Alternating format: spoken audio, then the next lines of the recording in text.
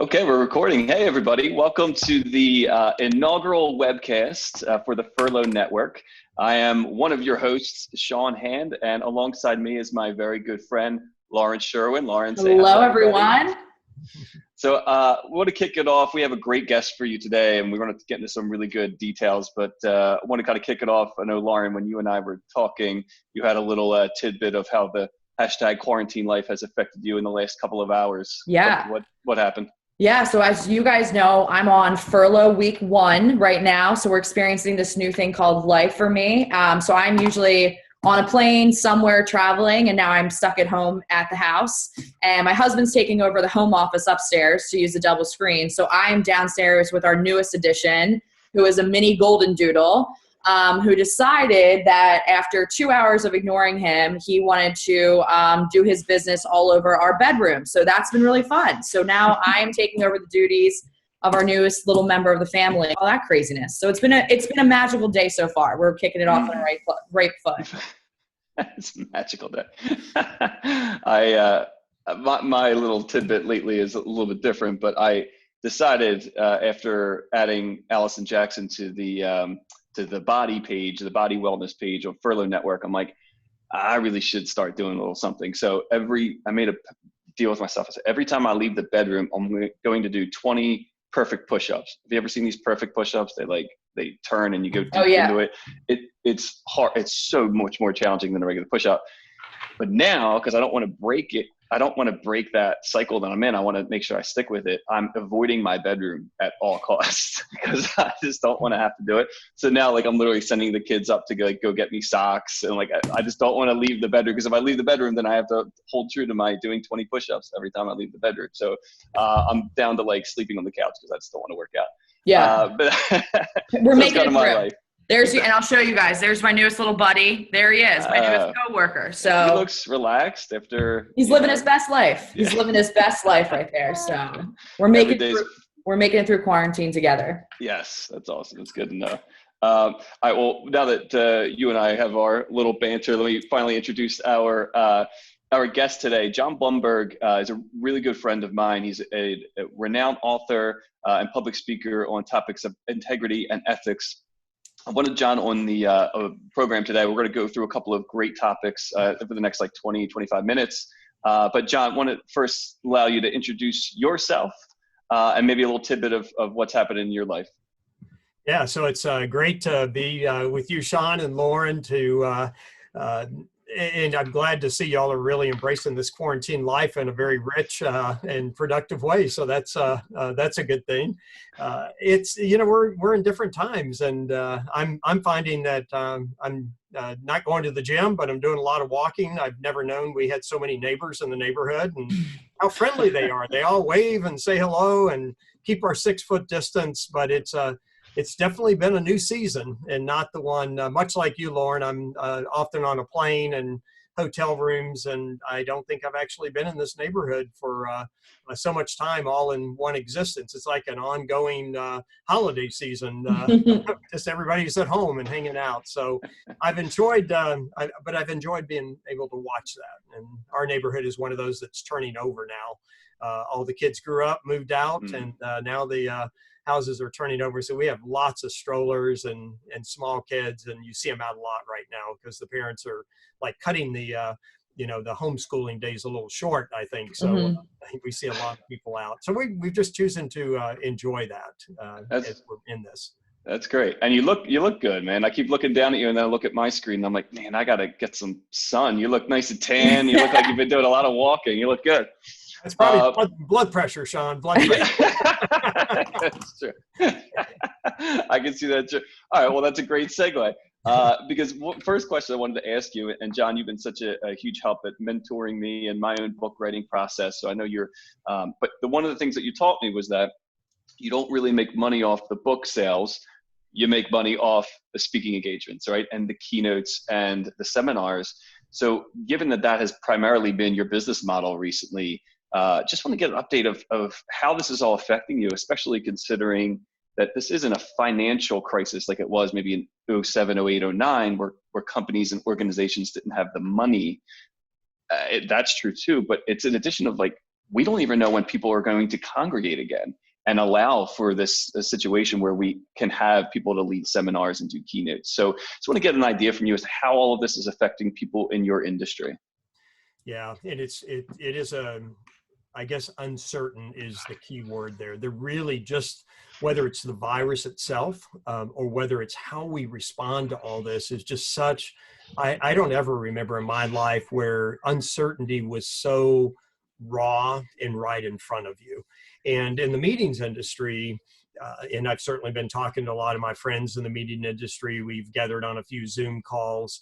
I mean, the speed at which a calendar clears was not even fathomable to how fast that happened, right?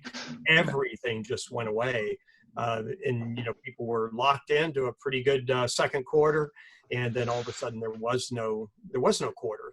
And even the ones that, and think about that for a second, because the ones that are booked 4 and 5 days a week, the more successful you were, the more impact it actually had. And so there's this reality. I think at first it was kind of probably a denial that, wow, this is real, and it's not going to be like in 2 weeks or 4 weeks. But the meetings industry will be one of the very last to come back, very much like it was at 9/11, because that destroyed the meetings industry. If you think of travel, and then you think companies weren't bringing their people together. At that time, there was also the .com, which we thought was a big deal, where it kind of imploded.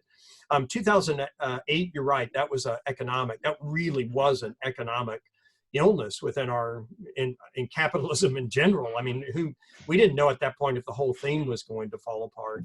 And what's ironic is we went into this actually with a very good economy, very low unemployment, but all of a sudden something that has nothing to do with the economy had everything to do with it. But the game changer here is this is a health issue. This is a science issue. That we're dealing with something that the scientists are really trying to get their head around and the implications that it has. And so it requires us, I think, to have some patience, but at the same time, begin to look and say, we may be in this a while. In fact, go ahead, Sean. No, I was going to say, if we're in this a while, and I'm sorry, I'm going to be direct here. I'm looking at John Blumberg revenue streams, and a majority of that was typically in this thing that is now evaporated. What's the next? How are you pivoting, and how are you finding the other revenue streams that you can dabble in to start building that up? Yeah, so I mean that's exactly what I think you have to do. Is you have to start reimagining it.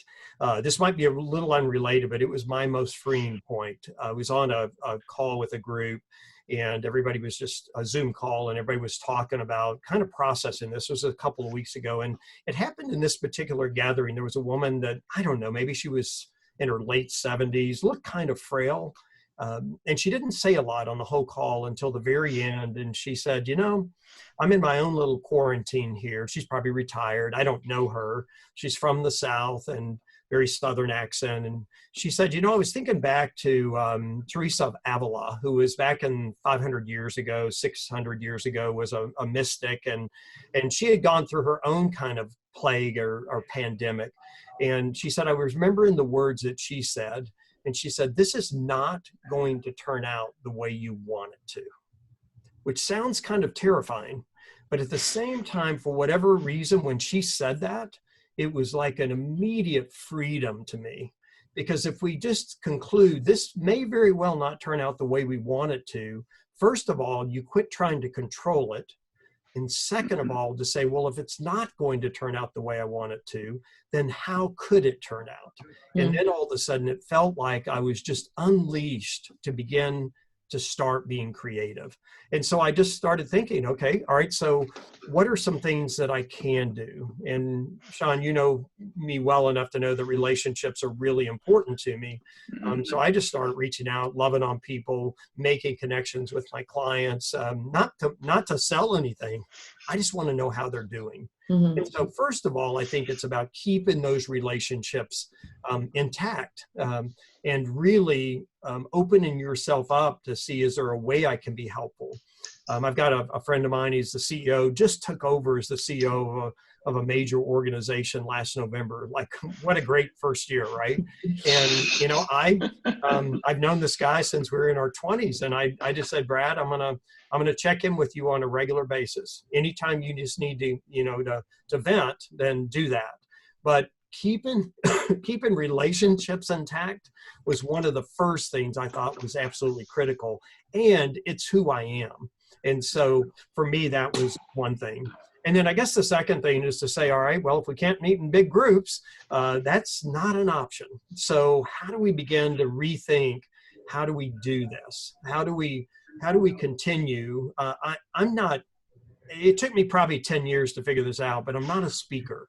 I'm a messenger. And if I'm a messenger, then I can deliver that message in a lot of different ways. And so in little ways, I have a newsletter that comes out the first Thursday of every month. I decided, you know what, I'm going to do an audio version of that. I'm going to go back and, look at some of the ones I did before. How do I make that not a podcast, but something somebody could listen to in 7 minutes that's relevant in this kind of time? And how do I, in every way possible, think, how can I give things away that would be helpful for people in this window? And I'm just a big believer that when you're doing the right thing, when things begin to pick up, in whatever new way this is, that people will respond to that. And so that's at least initially. And of course, I started thinking, how do I even do the smaller? Like I have the circle of integrity I do here in Chicago with, 20 people. All right, well, maybe when the Morton Arboretum opens back up, maybe we can do it with 10 and separate the chairs a little in more of a distance. Maybe it'll just have to be local attendees initially. How do we begin to even look at how do we do that virtually? And so the first thing I needed to do is abandon the idea, I just got to get back on the platform in front of large audiences. That I can't control that. I can control all of the other decisions, though, that I make, assuming that may not be there. And John, how are you thinking about from a virtual platform? So when you're thinking about transforming the business, how are you thinking about best utilizing virtual platforms to get your messaging through? And where are you seeing the greatest impact when it comes to virtual learning that you can really share? Yeah, so, and this is where I have to get past my own bias, because a lot of the content I talk about, it's the kind of thing when you're face to face, that it feels like it works. So I've got my own bias about that, right? There's something very special when we're social beings and when we're together. But that doesn't necessarily mean that that's true. It's just the way I've always experienced it. And so I look and say, for at least some period of time, that we may very well have to deliver virtually. And Zoom, I kind of wish I had invested in Zoom about a year ago. Don't we all? We all. There would be no financial crisis for you. Right, exactly, right, yeah. Too bad for everybody else. I got Zoom stock. But I think that this is big, and I'm assuming as well as Zoom's working, somebody else is going to come out with even a more pronounced version of what this is. This will probably look so antiquated, probably a year from now. And so I think part of it is how do we use the tools that are available? And then how do we use the skills that we have to create an experience that is different than being in person, but is also, still brings a lot of impact. And so I think there really is a reality there. The second thing, and I know, Lauren, you and I were talking about this before we went on, we're on airplanes all the time. And Sean, I know you've certainly got your mileage bank account as well. And what can we do because we don't have to travel? How much more can we do because we're taking out and eliminating all of that wasted time, right? All of those wasted expenses, right? So does that open the door to potentially doing some other things? So we are very much, particularly on my circle of integrity, we are looking at how do you deepen your integrity in a lot of different ways. Is it a 90-minute online kind of thing? Is it over, 60 minutes over 5 weeks? But all of it's looking at how do we use the Zoom type technology in a way that creates a powerful experience where, now think about this for a second. And I think corporations are going to have to think about this. The geography is eliminated.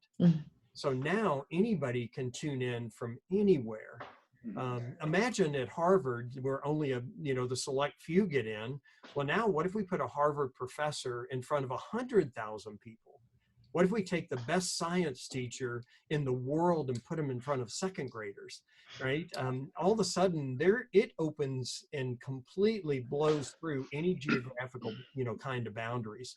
What I do think, though, we have to think about is, okay, how do people receive that? And I know I've shared with you and Sean. I remember I've been around a little bit, so I remember when we first introduced voicemail, and people literally in the office of a very sophisticated. It was Arthur Andersen. It was a very big firm. That these are not these are people that are on the move, right? But when that got introduced, it was called DVX, the Digital Voice Exchange. And people literally would not leave a message because it was just too awkward. Well, I would think video conferencing has been something that's been a little shaky, people trying to get used to, and all of a sudden in 2 weeks, it just feels so normal and we feel so connected. I mean, I feel like I'm right here with you and Sean right now. I mean, I'm literally, we're thousands of miles apart, right? Hundreds of miles apart. Right. But we are together, though. We are connected. And so I think it's in the mindset of the receiver as well that will help some of those new ways of experiencing events. Yeah, yeah.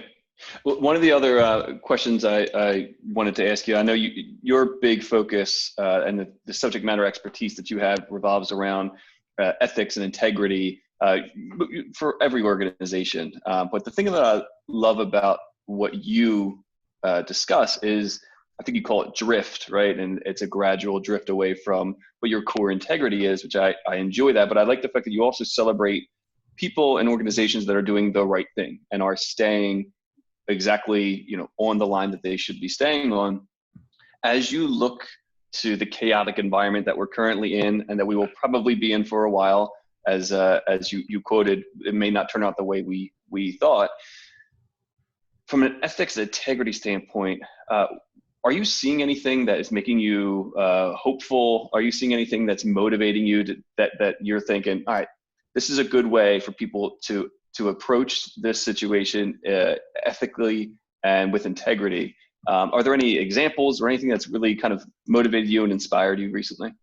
Yeah, so I first of all, this will sound weird, but I think this is a wonderful time when it comes to connecting to our core. And I know from your own experience of digging on your core values that it can be really hard to do, especially when you're blowing and going and you've got all these, to-do lists that are filling up your calendar. We talked about the blank calendar, but let's talk about the full calendar. And so it's what I find is people have a really hard time pushing through their the behaviors of compliance, showing up in the way everybody thinks they should, and their wants and their needs that they think are so important. And it makes the ground for digging really hard to dig through. Well, there's a few times, and maybe only a handful of times in our life, where we are handed an opportunity where the context of where you're living tills the ground for you. In other words, all of a sudden it rips away the veneer, it rips away the things that really aren't that important, and it allows us to see more clearly. In fact, I put I call them memes, but my son corrected and said, no, Dad, memes are funny and they make fun of people. And I don't see a lot of ethics and integrity memes out there. Right, exactly. I said, well, so what do you call those that I'm doing? He said, well, they're like motivational quotes. I said, don't you ever call my stuff motivational. But he said, well, okay, like reflective. And one of the ones that I put out there was this idea that when the veneer is ripped away, how much more clearly you can see. In fact, in some ways, you may very well call it 20/20 vision. And I think that's, the opportunity we have in this year. I used to say, wow, what a great year for gaining clarity, meaning just a play on 20/20. But I had no idea how real that would become. And so I think we have an opportunity here. And Sean, going back to that idea of the drift, where we don't go running away from our values, we go drifting away. And in my leader version of Return on Integrity, I talked about the dilemma. What makes this so hard to stay true to integrity? And I actually thought when I was writing that, this is the problem. This is why we see so many, disasters ethically or with core values. I've come to actually in the last year see it a bit different. And that is that the problem and the pressure and the circumstances in which we live in are critically important to us honing our integrity. And in fact, the drift is very necessary. I mean, think of our own lives where we have drifted. Now, y'all might be saints, but I've done my own sense of drifting. And I learned lessons from that. I knew how important it was to stay in this state of integrity. And I don't buy the idea that one person has integrity and another doesn't. I don't believe that. I believe we all are always in a fluctuating state of integrity. And right now, the circumstances that we're in is such a laboratory and a playground to really assess and look deep inside to where that integrity can, be deepened and discovered. So in an odd way, this is an incredible opportunity. I heard a line the other day, and it's probably out everywhere now, but I thought it was eye-opening. It says, we're not being exposed to the virus, we are being exposed by the virus. And so I think my newsletter last week, the title line was "Values Gone Naked," and we're all kind of standing butt naked right now, and we're going to see, right? We're going to see what people are really made of, and I think we're going to be disappointed in some cases, and we are going to be amazed in others. And that's true individually. I also think it's going to be true organizationally. Yeah, absolutely. This is why I love talking to you. I've jotted down a whole bunch of things. Also, and you always make me think in a different way. It's what I'm glad you're able to be honest. And I wrote down here, I fancy myself a pretty good marketing person. And for some reason, I never thought 2020 a year for clarity. I have no idea how I let that slip past the plate, but apparently I never even thought of that. So that was really good. We have like 3 minutes left, John. Right as we end, we'll kind of do this on a regular basis. Was there anything just really quick, like 90 seconds, like a news clip or anything that you saw that was inspiring and motivating for you to give you optimism for the future? Yeah, a couple nights ago, I was watching the PBS NewsHour, and it was their little closing segment. And, they were talking about the healthcare workers on the front end or on the front lines. They were talking about grocery store workers. They said, but we went out and actually interviewed a sanitation worker. And they really are playing a critical role in this. They play a critical role all the time, but especially right now. And think of how much the exposure they have with, picking up everybody's trash. So they interviewed this sanitation worker. And it was so humbling to hear the risk he was willing to take with his own life to keep this operation going. But then what struck me is he said, I love what I do. He said, I love that I get to offer this service to all of humankind. And I get to do it every day. And while he's talking, they're interviewing him, he's dumping the trash into the back of his, garbage truck. And man, it was one of the most humbling moments. I thought, wow. He, with what most of us would look to see, as even a throwaway job, that we just don't think about it, how wrong that actually is. That he, through what he did, could see the real value in the work that he did if he would just open his eyes. And ironically, him opening his eyes opened my eyes. And I'm hoping that's one of the things that comes from this, is that we learn to really appreciate the work that everybody does, but seeing it through the eyes of the sanitation worker. The fact is, and I've got a client that's a doctor, and he says, if you really want to understand who the healthcare workers are in this country, look at the sanitation workers. That's awesome.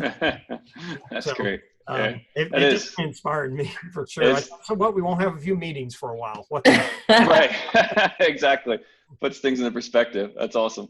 Well, John, thank you so much for being on our inaugural webcast. As always, I knew you would bring it. And you're right, 2020 is a year for clarity. And it's been great hearing from you. And I'm always wishing you the best of luck. And I know Lauren and I really appreciate your time. Thank you, John.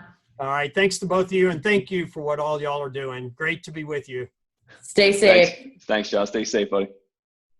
See you, man.